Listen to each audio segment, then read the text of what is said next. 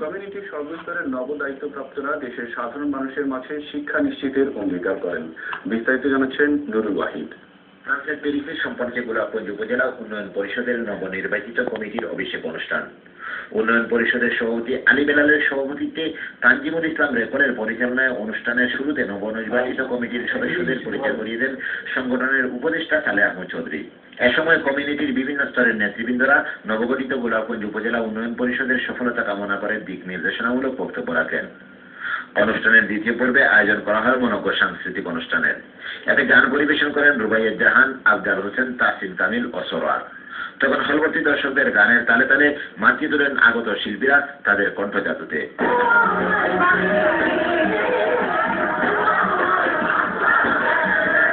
Nurul Wahid, Channel X News, Paris, France.